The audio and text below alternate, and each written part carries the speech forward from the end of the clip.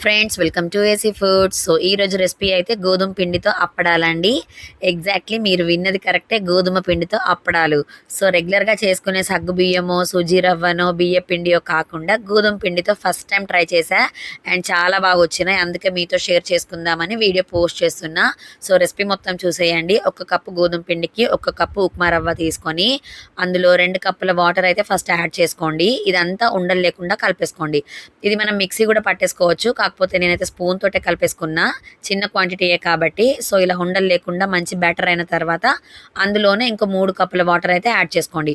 మీరు వాటర్ ఎక్కువ తీసుకుంటే ఇంకొంచెం సేపు ఎక్కువ గ్యాస్ పైనే ఉంచి ఉడకబెట్టుకోవాలి. సో 5 కప్పుల వాటర్ అయితే ఎగ్జాక్ట్లీ సరిపోతుంది.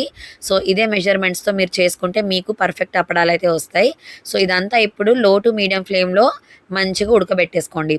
ఇలా కొంచెం దగ్గర పడిన తర్వాత ఒక హాఫ్ స్పూన్ జీలకర్ర, half spoon kasuri methi and టేస్ట్కి తగినంత ఉప్పు అయితే వేసేసుకున్నా. ఇందులో మీరు సోడా కూడా వేసుకోవచ్చు, కొంచెం క్రిస్పీగా ఎక్కువ వస్తాయి, కానీ ఆయిల్ ఎక్కువ పీల్చుకుంటుంది, అందుకే నేను సోడా వేయలేదు.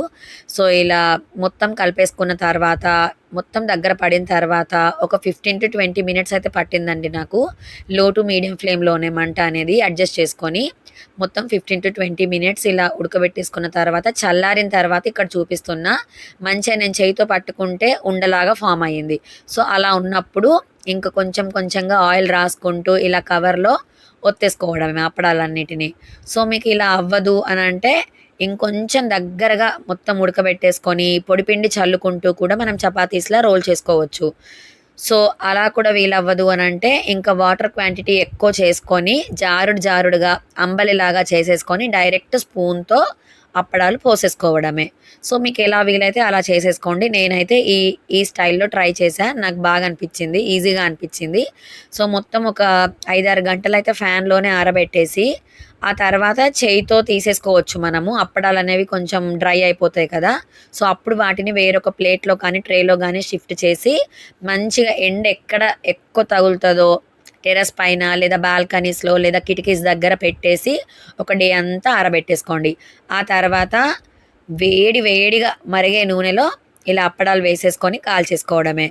సో సైజ్ అయితే 1కి 3 అయితే డబల్ సైజ్ అయిందండి. చూడండి, చూస్తేనే మీకు తెలుస్తుంది కదా సైజు ఎంత బాగా కరకరాలాడుతూ వచ్చినాయో.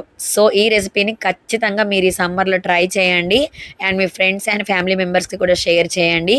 వీడియో మీకు యూస్ఫుల్ అనిపిస్తే లైక్ చేసి సపోర్ట్ చేయండి అండ్ కొత్తగా మన ఛానల్ని చూసే వాళ్ళైతే సబ్స్క్రైబ్ కూడా చేసుకోండి. సో ప్లీజ్ మీరు ట్రై చేసి మీకు ఎలా కుదిరిందో నాకు కామెంట్స్లో మాత్రం చెప్పడం మర్చిపోకండి. అండ్ ఈ సమ్మర్లో ఇలాంటి రెసిపీస్ చేసుకొని పెట్టుకుంటే మనం రెయినీ సీజన్ వరకు కూడా మంచిగా తినొచ్చండి. 5 to 6 months ఈజీగా ఉంటాయి. So thanks for watching.